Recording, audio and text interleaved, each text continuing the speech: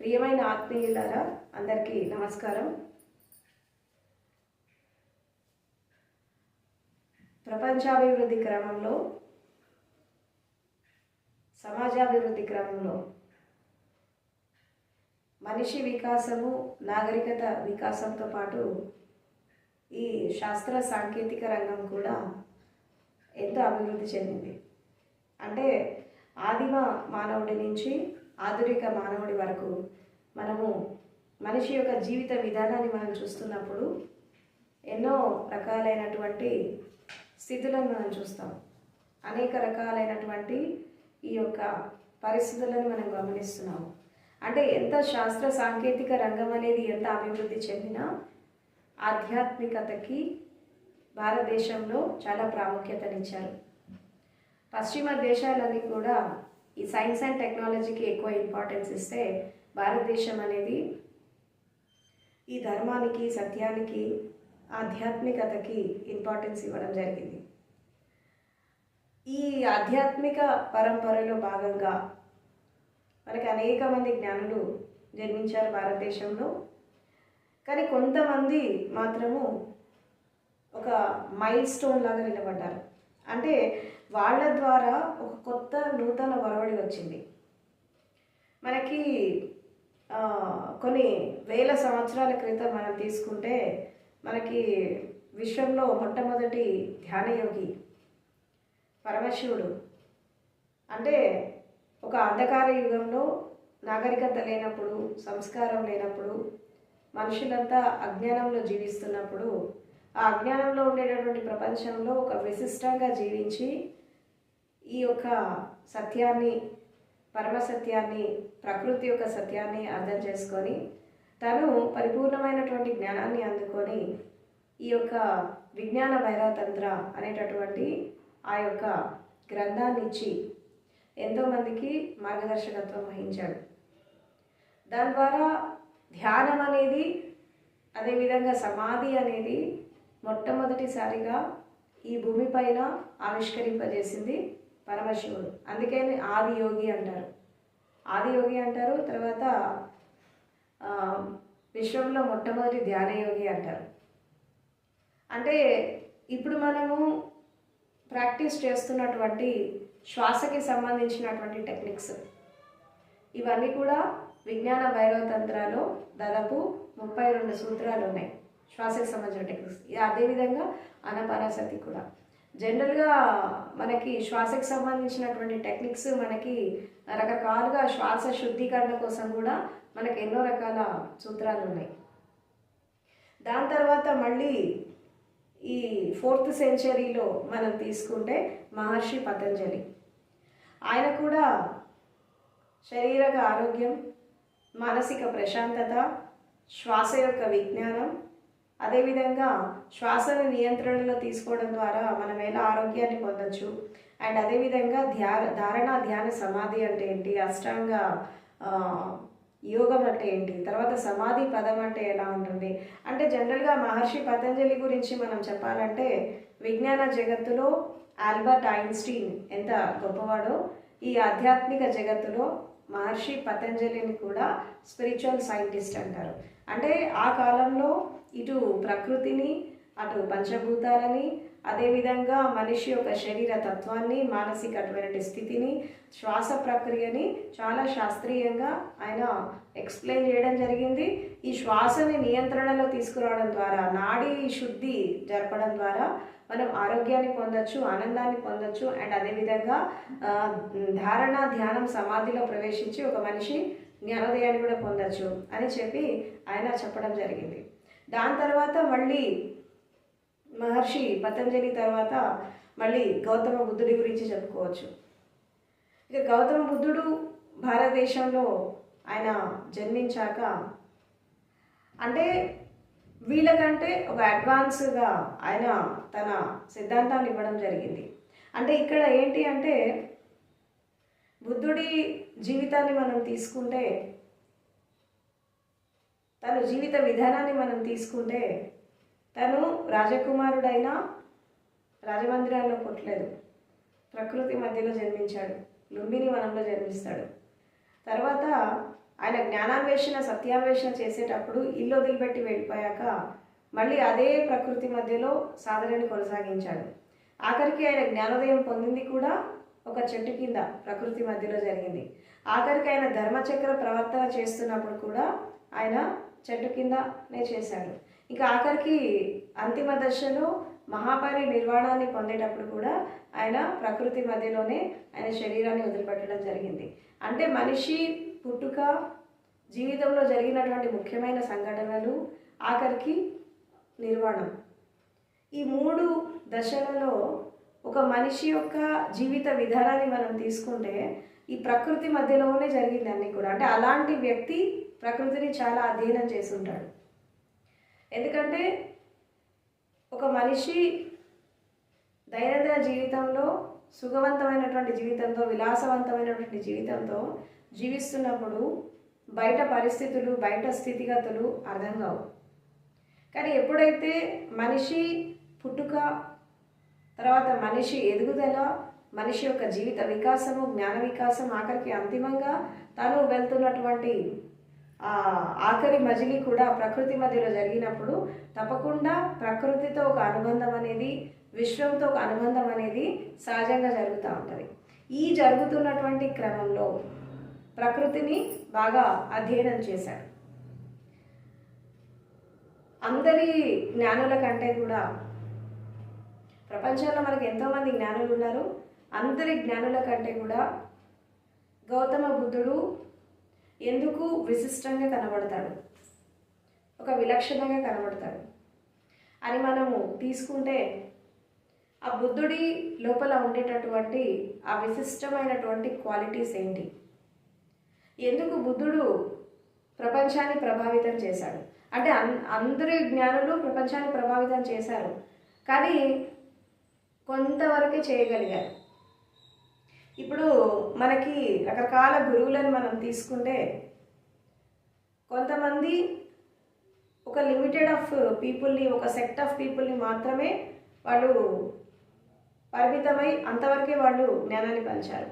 కొంతమందిని ప్రభావితం చేశారు, ఇంకొంతమందిని చేశారు. కానీ బుద్ధుడి విషయంలో మనం తీసుకుంటే ఇటు ఆస్తికులు కానీ, అటు నాస్తికులు కానీ, ఇటు పరంపరావాదులు కానీ, ఇటు సాంప్రదాయవాదులు కానీ, అదేవిధంగా తత్వవేత్తలు కానీ, మేధావులు కానీ, ఈ ఉద్యమకారులు, విప్లవకారులు, ఇలా అన్ని వర్గాల ప్రజలకి, అంటే వాళ్ళకి చదువు ఉన్నా లేకపోయినా, వాళ్ళు బాగా చదువుకున్నా, వాళ్ళ లోపల మేధస్సు ఉన్నా, ఇంటెలెక్చువాలిటీ ఉన్నా, ఏ పరంపరలో ఉన్నా, వాళ్ళు ఎక్కడ పుట్టినా, ప్రపంచంలో ఎక్కడ జీవించినా బుద్ధుడి బోధనల ద్వారా వాళ్ళు ఎక్కువ ప్రభావితం అయ్యారు.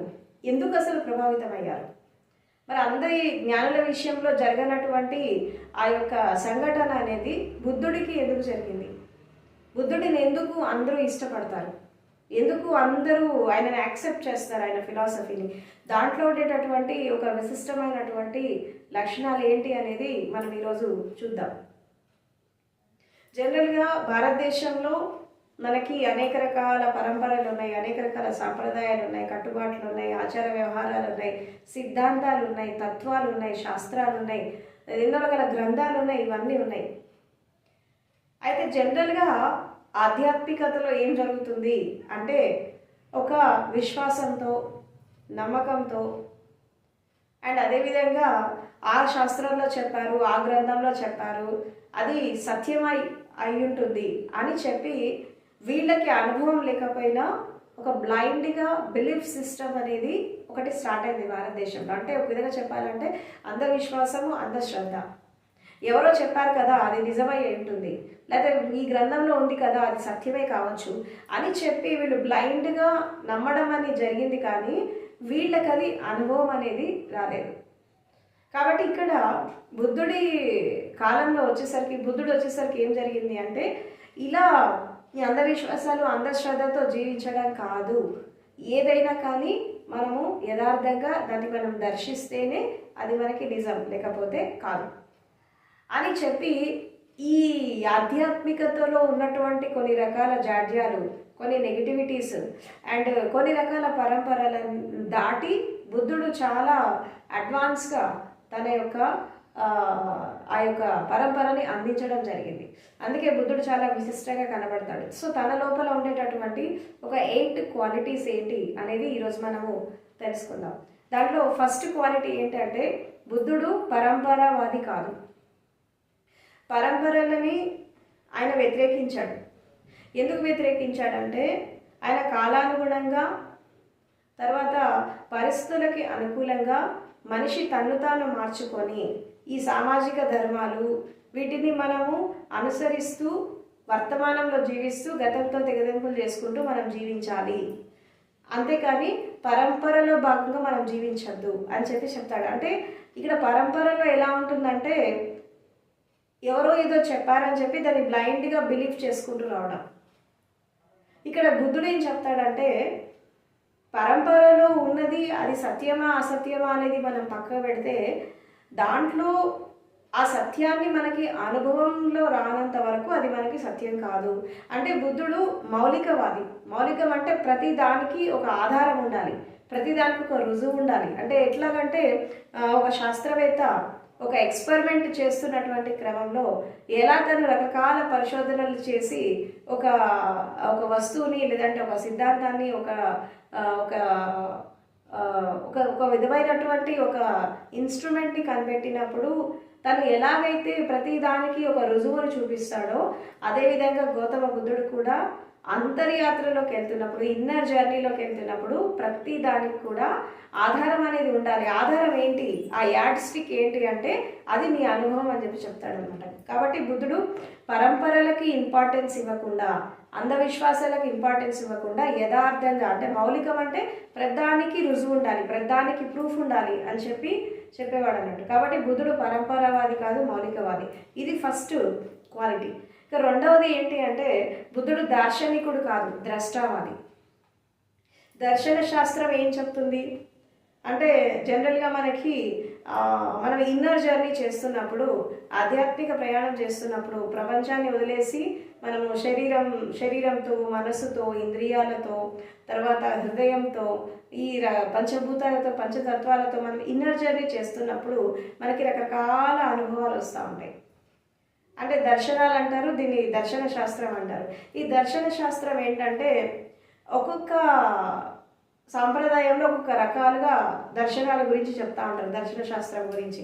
కాబట్టి ఇక్కడ ఆయన ఏమంటాడంటే ఎలాంటి అనుభవం అయినా ఏ స్థితిలో వచ్చే అనుభవం శారీరకమైన మానసికమైన హృదయపరమైన ఎలాంటి అనుభవం అయినా సరే అది శాశ్వతం కాదు. ఎందుకంటే ఏదైతే వచ్చిపోతుందో అది శాశ్వతం కాదు.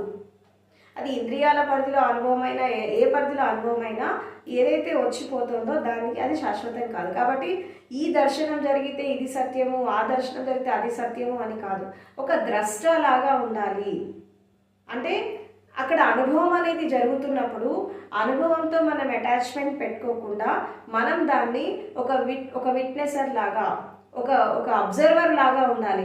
ద్రష్టలాగా ఉండడం అంటే అబ్జర్వర్ లాగా ఉండాలి. అనుభవం అనేది జరుగుతూ ఉంటుంది, అది ఒక దృశ్యం అయిపోతే నువ్వు ద్రష్ట కావాలి అని అంటాడు. కాబట్టి బుద్ధుడు ఈ దర్శనాలకి ఈ దర్శన శాస్త్రాలకి వీటన్నిటికీ కూడా ఆయన వ్యతిరేకించాడు. ఎందుకు వ్యతిరేకించాడంటే ఒకళ్ళకి జరిగినటువంటి అనుభవం ఇంకొకళ్ళకి జరగదు, ఒకళ్ళకి వచ్చినటువంటి ఆ యొక్క ఆధ్యాత్మిక అనుభవం అనేది ఇంకొకళ్ళకి రాదు. ఎందుకు రాదు అంటే వ్యక్తి మీద డిపెండ్ అయి ఉంటుంది. ఈ ఎక్స్పీరియన్సెస్ అనేవి ఎలా ఉంటాయి, రకరకాల స్టేజెస్లో అనుభవాలు ఎలా ఉంటాయి అంటే ఒకళ్ళకి వచ్చినటువంటి అనుభవం ఇంకొకళ్ళకి రాదు. కాబట్టి ఒకళ్ళ అనుభవాన్ని ఆధారంగా తీసుకొని మనం దాన్ని మన జీవితం మీద ఒక కొలమానం లాగా చేసుకొని మనం జీవించినప్పుడు మనం సత్యానికి ఆమడ దూరంలో వెళ్తాము. కాబట్టి ఆయన ఏం చెప్తాడంటే ఇక్కడ దర్శనం అనేది ఇంపార్టెంట్ కాదు. ఏది జరిగినా ఇన్నర్గా ఏది జరిగినా ఎలాంటి అనుభవం వచ్చినా దాన్ని నువ్వు ఒక అబ్జర్వర్ లాగా చూడు, ఒక ద్రష్టాభావంతో చూడు. అంతేకాని దాంతో అటాచ్మెంట్ పెట్టుకోవద్దు, అనుభవాలతో కూడా అటాచ్మెంట్ పెట్టుకోవద్దు. ఇది ఫైనల్ అది ఫైనల్ అనడానికి కూడా లేదు. ఇప్పుడు జనరల్గా మనకి ఉపనిషత్స్లో కూడా ఒక ఋషి చెప్తారు ఏంటంటే అంతిమ లక్ష్యం చేరేంత వరకు ఏది కూడా సత్యం కాదు, నేతి నేతి అంటారు. అంటే ఇది కూడా కాదు అది కూడా కాదు, ఇంకా ముందుకెళ్ళు, చేరవేతి. ఎందుకంటే జ్ఞానానికి అంతం ఉండదు. ఆకాశానికి అంతం లేదు, విశ్వానికి అంతం లేదు. మనం ఎంత తెలుసుకున్నా ఇంకా తెలుసుకోవాల్సింది చాలా ఉంటుంది. మనం ఇప్పుడు వెళ్ళేటటువంటి స్టేజెస్, మనం అందుకునేటటువంటి కొన్ని స్థితులు అన్నీ కూడా ఇవన్నీ మైల్ స్టోన్స్ లాగా, మైలురాళ్లలాగా ఉంటాయి. కానీ ఆ మైలురాయి అనేది ఒక గమ్యం కాదు, మైలురాయి అనేది అంతిమ సత్యం కాదు, అదొక స్టేట్. ఈ స్టేట్ని పరమావధిగా తీసుకొని నాకు అంతా తెలిసిపోయింది, ఇంకా నేను జ్ఞానుని అయిపోయాను అనుకోవడం తప్పు అని అంటాడు బుద్ధుడు. ఎందుకు అంటే ఏది జరిగినప్పటికీ కూడా మనము దేన్ని అంటుకోవద్దు, మంచికి అంటుకోవద్దు, చెడుకి అంటుకోవద్దు. రెండిటి మధ్యలో మనం ఒక అబ్జర్వర్ లాగా ఉండాలి, ఒక సాక్షిలాగా ఉండాలి, అంతేకాని ప్రతిదానికి అటాచ్మెంట్ కావద్దు. కాబట్టి బుద్ధుడు దార్శనికుడు కాదు, ద్రష్ట అవ్వాలి. అండ్ తర్వాత బుద్ధుడు పండితుడు కాదు, తను పాండిత్యాన్ని వ్యతిరేకించాడు. ఎందుకు వ్యతిరేకించాడు పాండిత్యాన్ని అంటే, ఎన్ని ధర్మ గ్రంథాలు, ఎన్ని శాస్త్రాలు మనము అధ్యయనం చేసినా మనకి ఆ ధర్మ గ్రంథాల్లో ఉంది, శాస్త్రాల్లో ఉన్నది, మనం దాన్ని సాధన చేసి ఆ అనుభవం మనకు వచ్చేదాకా అది మనకి సత్యం కాదు. కాబట్టి బుద్ధుడు పాండిత్యానికి ఇంపార్టెన్స్ ఇవ్వలేదు, సత్యానికి ఇంపార్టెన్స్ ఇచ్చాడు, ట్రూత్కి ఇంపార్టెన్స్ ఇచ్చాడు. ఎప్పుడైతే మనం దాన్ని దర్శిస్తామో, ఎప్పుడైతే మనం దాన్ని చూస్తామో అప్పుడు మనకది సత్యము, లేకపోతే కాదు అని అంటాడు. కాబట్టి ఇక్కడ ఒక విషయాన్ని మనం అర్థం చేసుకోవాలి. ఏంటి అంటే, ఇప్పుడు మన గతంలో ఉన్నటువంటి వ్యక్తులకి జరిగినటువంటి అనుభవం, ఈవెన్ మన జీవితంలో కూడా మనం తీసుకుంటే ఒక్కొక్క వ్యక్తికి ఒక్కొక్క రకమైన అనుభవం ఉంటుంది, ఒక్కొక్కళ్ళ జీవిత విధానం ఒకలాగా ఉంటుంది, ఒక్కొక్కళ్ళ శారీరక మానసిక స్థితి ఒకలాగా ఉంటుంది. కాబట్టి వాళ్ళ స్థితిని బట్టి వాళ్ళకి జీవితంలో అనుభవాలు జరుగుతూ ఉంటాయి. అది శరీర పరిధిలో జరిగినా, మనసు పరిధిలో జరిగినా, సమాజ పరిధిలో జరిగినా, ఏ పరిధిలో జరిగినా వాళ్ళ స్థితులను బట్టి జరుగుతూ ఉంటాయి. అందరి అనుభవాలు ఒకటి కాదు. ఇప్పుడు భౌతికతలో కూడా మనం చూస్తుంటే మనకు తెలుస్తూ ఉంటాయి. అండ్ అదేవిధంగా ఆధ్యాత్మిక అనుభవాలు ఒకేలాగా ఎందుకు జరుగుతాయి? ఆ ధర్మగ్రంథంలో, శాస్త్రంలో చెప్పినట్టే ఎందుకు జరుగుతాయి? ఎవరైతే ఆ గ్రంథం రాశారో, ఎవరైతే ఆ సిద్ధాంతాన్ని ఇచ్చారో అది వాళ్ళకి సత్యం, మనకి కాదు. ఎందుకంటే మనకు అనుభవం లేదు. ఇప్పుడు ఒక టెక్నిక్ అనేది మనకి ఇచ్చినాక మనం దాన్ని ఆచరణలో పెట్టి దాని ఫలితం మనం అందుకున్నాక మనకు అక్కడ తెలుస్తుంది ఇది సత్యం అవునా కాదా అని చెప్పి. అంతేగాని ఆ సిద్ధాంతాలు ఇవన్నీ కూడా అవి మనకి పనికిరావు. కాబట్టి బుద్ధుడు పాండిత్యానికి ఇంపార్టెన్స్ ఇవ్వలేదు, తర్వాత బుద్ధి వికాసానికి ఇంపార్టెన్స్ ఇవ్వలేదు. ఇక్కడ భావనమయ ప్రజ్ఞకి, అనుభవానికి ఇంపార్టెన్స్ ఇచ్చాడు, సత్యానికి ఇంపార్టెంట్. కాబట్టి బుద్ధుడు పండితుడు కాదు, సత్యవాది. అండ్ తర్వాత ఇంకొకటి ఏంటంటే, ఇంకొక క్వాలిటీ ఏంటి బుద్ధుడి లోపల అంటే, ఈ ఆధ్యాత్మికత అనేది ఎలా ఉండేది ఒకప్పుడు భారతదేశంలో అంటే, కేవలము ఆత్మ, పరమాత్మ, ముక్తి, మోక్షము అంటే ఏదైతే కళ్ళ ముందు కనబడదో దాన్ని మౌలికంగా తీసుకొని అనేక రకాల సాధన మార్గాలు ఉండేవి. కానీ ఇక్కడ బుద్ధుడు ఏం చెప్తాడంటే, మనిషికి కళ్ళ ముందు కనిపించేటటువంటి సత్యం అనేది అర్థం కాకపోతే కనబడని సత్యం అనేది అర్థం కాదు అని అంటాడు. ఒక మనిషి సత్యాన్వేషణ చేస్తున్నప్పుడు, జ్ఞానాన్వేషణ చేస్తున్నప్పుడు మనకి ప్రతిదీ కూడా అనుభవంలోకి రావాలి. అది కూడా ఒక విధంగా చెప్పాలంటే ఒక డిఫరెంట్గా మనం దాన్ని ఎక్స్పీరియన్స్ చేయాలి అని చెప్తాడు. కాబట్టి ఆధ్యాత్మికతకి శాస్త్రీయతని జోడించాడు. అందుకే బుద్ధుడిని ధర్మం యొక్క వైజ్ఞానికుడు అంటారు, స్పిరిచువల్ సైంటిస్ట్ అంటారు. ఎందుకంటారు స్పిరిచువల్ సైంటిస్ట్ అంటే, ఇటు సైన్స్ని అటు స్పిరిచువాలిటీని మమేకం చేశాడు. ఈ మమేకం చేయడంలో ఏం జరిగిందంటే, ఈ ప్రకృతి ధర్మాలు, పంచభూతాల యొక్క ధర్మాలు, శారీరక ధర్మాలు, మానసిక ధర్మాలు, తర్వాత విశ్వం యొక్క ధర్మం ఏంటి, అసలు నిజంగా ధర్మం అంటే ఏంటి, ఇక్కడ ధర్మం గురించి బుద్ధుడు ఏం చెప్తాడు అంటే, ఇప్పుడు జనరల్గా ధర్మం అంటే అందరూ భౌతిక ప్రపంచంలో ఏం చెప్తారు, మతాన్ని ధర్మాన్ని జోడిస్తారు. కానీ మతం వేరు, ధర్మం వేరు. ఈ మతం అనేది మనుషులను డివైడ్ చేస్తుంది, మతం అనేది మనుషులను కట్టిపడేస్తుంది, మతం అనేది ఒక హింస వైపు తీసుకెళ్తుంది. కానీ ధర్మం అనేది మనిషికి స్వేచ్ఛనిస్తుంది. ఎందుకు స్వేచ్ఛనిస్తుంది అంటే, ధర్మం అనేది ఒక శక్తికి సంబంధించింది కాదు, ఒక దేశానికి సంబంధించింది కాదు, ఒక సాంప్రదాయానికి సంబంధించింది కాదు, తర్వాత ఒక కమ్యూనిటీకి సంబంధించింది కాదు. ధర్మం అనేది విశ్వజనీనమైనది, సార్వభౌమికమైనది, సార్వకాలికమైనది. ఆ ధర్మం అంటే ఏంటి అంటే, ఒకటి ప్రకృతి ధర్మం, రెండవది విశ్వధర్మం. ఈ విశ్వధర్మం ప్రకృతి ధర్మాన్ని అనుసరించి ఈ సమస్త సృష్టి జరుగుతోంది, మనిషి మాత్రమే దీనికి వ్యతిరేకంగా పోతున్నాడు. కాబట్టి ఇక్కడ ఈ ఆధ్యాత్మికతకి శాస్త్రీయతని జోడించి ఈ ధర్మానికి కొత్త నిర్వచనం ఇచ్చాడు బుద్ధుడు. ఈ ధర్మానికి కొత్త నిర్వచనం ఏంటి అంటే ఏస ధర్మో సనాతనం అంటాడు. అంటే ధర్మం అనేది శాశ్వతమైంది, సనాతనమైనది. సనాతనం అంటే ఏంటి? దానికి ఆది లేదు, అంతం లేదు. ఈ ప్రకృతి ఉన్నా లేకపోయినా, మనుషులు ఉన్నా లేకపోయినా, భూమి ఉన్నా లేకపోయినా, ఏది ఉన్నా లేకపోయినా అది ఎప్పటికీ ఉంటుంది. ఆ ధర్మం ఏంటి అంటే విశ్వధర్మం. తర్వాత ఈ విశ్వధర్మాన్ని అనుసరించే ఈ సకల సృష్టి జరుగుతోంది, ఈ సమస్త జీవులు జీవిస్తున్నాయి. కేవలము మనిషి మాత్రమే దీనికి వ్యతిరేకంగా పోతున్నాడు. కాబట్టి ఇక్కడ ఈ ఆధ్యాత్మికతకి శాస్త్రీయతని జోడించడం అంటే ఏంటి అంటే, ఇప్పుడు ఫర్ ఎగ్జాంపుల్ మనకి ఇప్పుడు మోడర్న్ సైకాలజీ ఉంది. ఈ మోడర్న్ సైకాలజీ అంటే మానసిక శాస్త్రం ఏదైతే ఉందో దీనికి బుద్ధుడు ఆద్యుడు.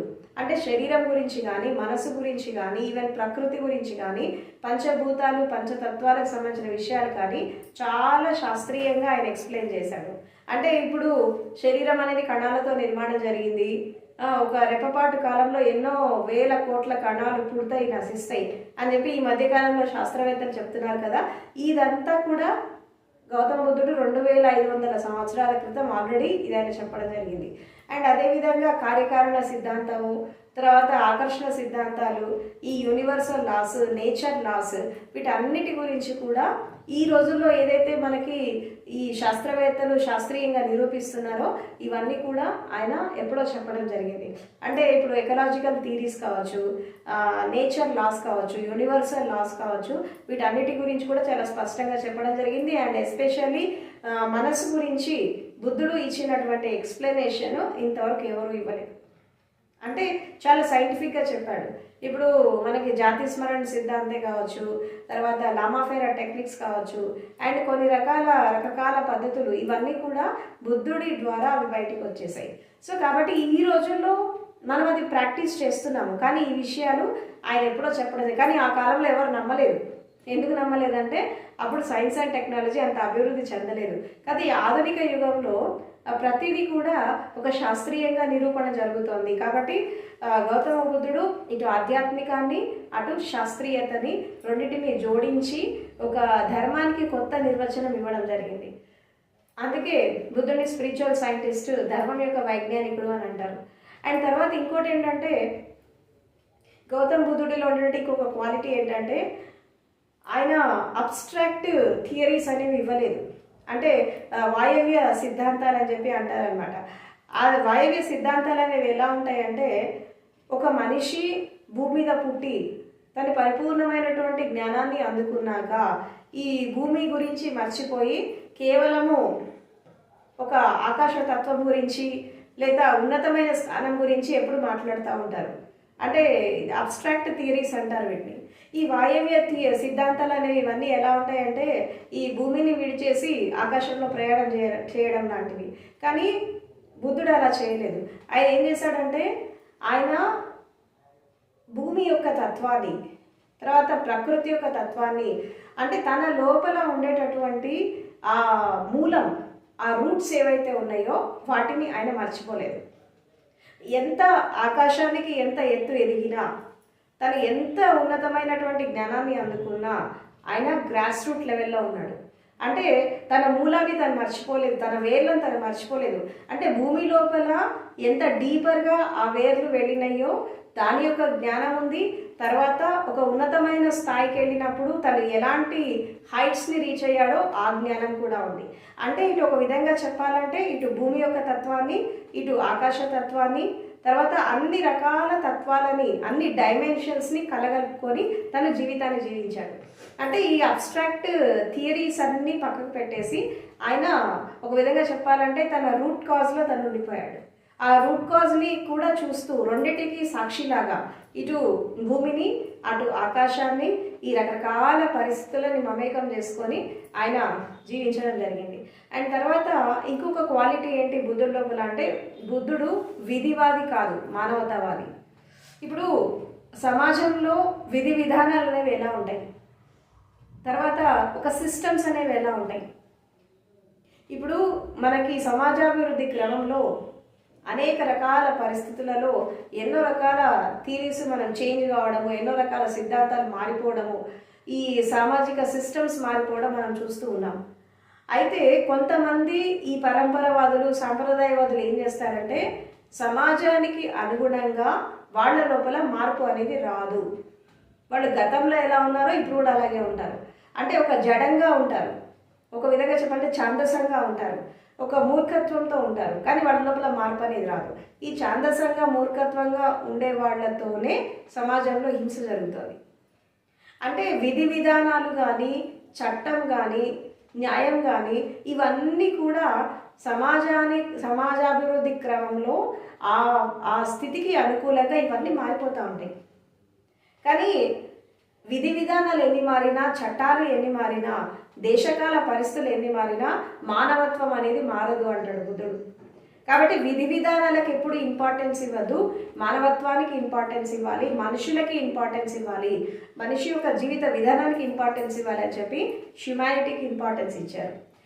ఎందుకంటే బుద్ధుడి కాలంలో ఈ కులమత విభేదాలు, విద్వేషాలు, రకరకాలైనటువంటి డిస్క్రిమినేషన్స్, అంటరానితనము, రకరకాల స్టేజెస్ చాలా చూశాడు ఆయన కాలంలో కూడా, అండ్ ఇప్పుడు కూడా మనం ఎన్నో చూస్తున్నాం. సో కాబట్టి ఆయన ఏం చేశాడంటే ఈ విధి విధానాలు, సిస్టమ్స్, తర్వాత ఈ యొక్క సాంప్రదాయాలు ఇవి కాదు కావాల్సింది.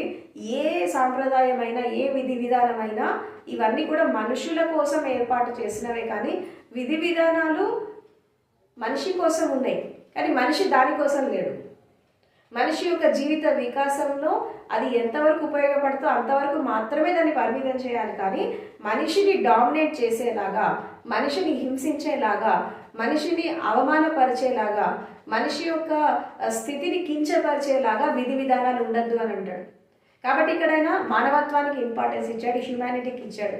అందుకే ఎంతోమంది ఫిలాసఫర్స్, ఎంతోమంది కార్ల్ మార్క్స్ లాంటి వాళ్ళు, అండ్ తర్వాత బెర్ట్రాండ్ రస్సెల్ కానీ ఎంతోమంది ఫారెన్ ఫిలాసఫర్స్, తత్వవేత్తలు, ఈవెన్ భారతదేశంలో ఉన్నటువంటి ఎంతోమంది ఉద్యమకారులు, డాక్టర్ బిఆర్ అంబేద్కర్ కావచ్చు, అండ్ ఆచార్య నాగార్జున కావచ్చు, ఇలా ఎంతోమంది ఫిలాసఫర్స్, తత్వవేత్తలు బుద్ధుడి వైపు ఆకర్షణ చెందడానికి ముఖ్యమైనటువంటి కారణం ఏంటి అంటే ఆయన మానవత్వానికి ఇంపార్టెన్స్ ఇచ్చాడు, మనుషులకు ఇంపార్టెన్స్ ఇచ్చాడు. అందుకే ఆ కాలంలో ఈ కులమత విభేదాలు లేకుండా అందరికీ సమానంగా ఆయన ధర్మాన్ని బోధించాడు, అందరికీ సమానంగా ఆ జ్ఞానాన్ని అందించాడు. అందుకే బుద్ధుడిని అందరూ ఇష్టపడతారు. అంటే సిద్ధాంతకర్తలు, తత్వవేత్తలు, హేతువాదులు, వాస్తికులు, నాస్తికులు, వాళ్ళు ఏ పరంపరలో ఉన్నా, ఏ మతంలో ఉన్నా, ఏ కులంలో ఉన్నా, ఎలాంటి వాళ్ళైనా బుద్ధుడిని ఇష్టపడతారు. ఎందుకు అంటే ఆయన హ్యుమానిటీకి ఇంపార్టెన్స్ ఇచ్చాడు, మనిషికి ఇంపార్టెన్స్ ఇచ్చాడు, కానీ ఈ విధి విధానాలకు కాదు, ఈ రకాలైన డిస్క్రిమినేషన్స్ కాదు. కాబట్టి బుద్ధుడు ధర్మం అనేది ఇంత విస్తారంగా అవ్వడానికి ముఖ్యమైనటువంటి కారణం ఏంటంటే మానవత్వం. ఈ విధి విధానాలు, ఆచార వ్యవహారాలు, సాంప్రదాయాలు ఇవన్నీ కూడా వీటన్నిటికంటే గొప్పది. అన్ని వాదాల కంటే గొప్ప వాదం ఏంటంటే మానవతావాదం. ఈ సిద్ధాంతాలు ఇవన్నీ కూడా వేస్ట్, ఇవన్నీ వెళ్ళిపోతాయి ఏదో ఒక రోజు, కానీ అక్కడికి మానవత్వమే మిగులుతుంది. అంటే మనిషిని మనిషిలాగా గౌరవించడం, మనిషి యొక్క అస్తిత్వాన్ని గౌరవించడం, మనిషి జీవన విధానానికి రెస్పెక్ట్ ఇవ్వడం, మనిషిని మనిషిలాగా చూడడం. అందుకే ఈ ఉద్యమకారులు, విప్లవకారులు వీళ్ళంతా బుద్ధుడిని ఎందుకు ఆదర్శంగా తీసుకుంటారంటే ఆయన మానవత్వానికి ఇంపార్టెన్స్ ఇచ్చాడు.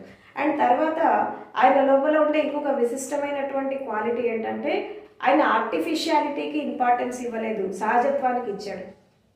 అంటే ఆర్టిఫిషియాలిటీ అంటే ఏంటంటే జనరల్గా ఒకప్పుడు మనకి భారతదేశంలో ఒక కల్చర్ ఉండేది. ఏంటి అంటే ఒక వ్యక్తి సన్యసించినప్పుడు, సన్యాసాశ్రమంలోకి వెళ్ళినప్పుడు అతనికి ఒక వేషధారణ ఉండేది. ఏంటి ఆ వేషధారణ అంటే జటాజుటం ఉండాలి, తర్వాత మెడలో రుద్రాక్షలు వేసుకోవాలి, శరీరానికి విభూతి పూసుకోవాలి, చాలా గంభీరంగా ఉండాలి, సీరియస్గా ఉండాలి, ఇలాంటి రకాల వస్త్రాలు వేసుకోవాలి. అలా ఉంటేనే అతను సన్యాసి, లేకపోతే కాదు. అంటే ఆ వేషధారణ ఇప్పటికీ అలాంటి పరంపరలో ఉండేవాళ్ళు చాలామంది ఉన్నారు. వేషధారణ చూసి మోసపోయి ఎంతోమంది ఇబ్బందులు పడేవాళ్ళు ఈ కాలంలో కూడా బాధ గురువులంతా అలాగే ఉన్నారు ఒక విధంగా చెప్పాలంటే. అంటే వేషధారణ చూసి మోసపోయి వాళ్ళకి జ్ఞానం ఉన్నా లేకపోయినా వాళ్ళకి సరెండర్ అయ్యేటటువంటి మూర్ఖులు ఇప్పటికీ ఉన్నారు, అలాంటి బాధ గురువులు కూడా ఉన్నారు. ఒకప్పుడు బుద్ధుడి కాలంలో కూడా అది ఉండేది. అంటే సన్యాసి అంటే జటాజూటం ఉండాలి, సన్యాసి అంటే రకరకాల వేషధారణలు ఉండాలి, సన్యాసి అంటే ఇలా ఉండాలి, ఒక ట్రేడ్ మార్క్ పెట్టేశారు. సన్యాసిలో ఇలాంటి బట్టలు ఇలాంటి వేషధారణ ఉంటే సన్యాసి, లేకపోతే కాదు. కానీ బుద్ధుడు దీన్ని వ్యతిరేకించాడు. అసలు సన్యాసి లక్షణాలు ఏంటి? సన్యాసిలో ఉన్నటువంటి లక్షణాలు ఏంటంటే, ఒకటి అపరిగ్రహము, శీలము, సత్యము, ధర్మము, సంకల్ప బలము, తర్వాత ప్రేమ, కరుణ, మైత్రి, ముదిత, ఉపేక్ష, ఇది బ్రహ్మ విహారాలు. ఈ క్వాలిటీస్, ఇది వేషధారణతో సంబంధం లేదు. ఇది మనిషి లోపల అంతర్పరివర్తన వచ్చినప్పుడు వాళ్ళ లోపల వచ్చేటటువంటి కొన్ని రకాల మార్పులు, వాళ్ళ లోపల వచ్చేటటువంటి పరివర్తనతో వచ్చినటువంటి కొన్ని రకాలైనటువంటి చేంజెస్. దీన్ని మనం ఈ మానసిక పరివర్తన ఇంపార్టెంట్ కానీ శారీరక పరివర్తన ఇంపార్టెంట్ కాదు, వేషధారణ ఇంపార్టెంట్ కాదు. వేషధారణ చూసి మోసపోవద్దు. మనిషి సన్యాసి అయినా సంసారి అయినా ఎవరైనా సరే సహజంగా జీవించాలి అని అంటాడు. అంటే అసహజత్వానికి, ఆర్టిఫిషియాలిటీకి, వేషధారణకి ఆయన ఇంపార్టెన్స్ ఇవ్వలేదు, సహజత్వానికి ఇచ్చాడు. అంటే న్యాచురల్గా జీవించడం, అంటే ప్రకృతి పరంగా జీవించడం, ప్రకృతి సిద్ధంగా జీవించడం, తర్వాత ఈ సృష్టి క్రమంలో ఒకటైపోయి జీవించడం, అండ్ అదేవిధంగా ఒక సత్యాన్ని అర్థం చేసుకొని జీవించడం, విశ్వ ధర్మాలని అనుగుణంగా జీవించడం. కాబట్టి మనం సహజత్వంలో జీవించాలి అంటాడు. కాబట్టి బుద్ధుడు సహజవాది. కాబట్టి ఆర్టిఫిషియాలిటీకి, తర్వాత కృత్రిమమైనటువంటి ఆ స్థితికి ఆయన ఇంపార్టెన్స్ ఇవ్వలేదు. అండ్ ఇంకొక క్వాలిటీ ఏంటి బుద్ధుడిలో అంటే, తర్వాత జీవితాన్ని మనం జీవిస్తున్నటువంటి క్రమంలో ప్రతిదీ కూడా మనం అనుభవాన్ని పొందడమే కాకుండా అది మనము వేరే వాళ్ళకి ఇచ్చేటటువంటి క్రమంలో కూడా అంతే ప్యూరిఫైడ్గా ఇవ్వాలి. అందుకే బుద్ధుడి మార్గాన్ని ఏమంటారంటే విశుద్ధి మార్గం అంటారు. అంటే ఇక్కడ బుద్ధుడు ఏం చెప్తాడంటే, మనము ఫస్ట్ తెలుసుకోవాల్సింది ఏంటి, ఒక జ్ఞాని కానీ, ఒక అజ్ఞాని కానీ, ఒక సాధకుడు కానీ తెలుసుకోవాల్సిన విషయం ఏంటంటే, ఇక్కడ మనము సాధన చేస్తున్నటువంటి క్రమంలో మనం తెలుసుకోవాల్సిన ఫస్ట్ ట్రూత్ ఏంటి అంటే, జీవితం అంటే దుఃఖంతో మొదలవుతుంది. ఇంకా పెరుగుతున్న దశలో రకరకాల దుఃఖాలు ఉంటాయి. కానీ చాలామంది ఆనందం గురించి మాట్లాడి ప్రజలకి స్వాంతన ఇస్తారు, కానీ దుఃఖం గురించి మాట్లాడి దాని నుండి ఎలా విముక్తి కావాలో చెప్పరు. ఆనందం అనేది ఉంది, దానికోసము వెతుకు అని అంటే ఈ దుఃఖం అనేది పోకుండా ఆనందం అనేది ఎలా వస్తుంది? కాబట్టి ఫస్ట్ ఈ దుఃఖాన్ని నుంచి విముక్తి కావాలి, ఈ ప్రపంచం నుండి విముక్తి కావాలి. ఈ సంసార చక్రము, లోక చక్రము, ఈ దుఃఖ చక్రం నుండి విముక్తి కాకపోతే వాళ్ళకి ధర్మచక్రంలోకి ఎంటర్ కాలేరు, తర్వాత వాళ్ళకి ఆనందం అంటే తెలీదు. ఆయన ఇంకోటి ఏం చెప్తారంటే, ఆనందం కోసం మనం వెతకాల్సిన అవసరం లేదు, అది యథాతథంగా తన స్థానంలో అది ఉంది, దానికోసం మనం ఏం చేయాల్సిన అవసరం లేదు. ఈ ఆనంద స్థితికి మనం వెళ్లకుండా ఈ దుఃఖం అనేది ఆపుతోంది. కాబట్టి ఫస్ట్ ఈ దుఃఖాన్ని పోగొట్టుకోవాలంటాడు. ఆనందాన్ని మనం కొని తెచ్చుకోవాల్సిన అవసరం లేదు, ఈ దుఃఖం అనేది ఆపుతుంది.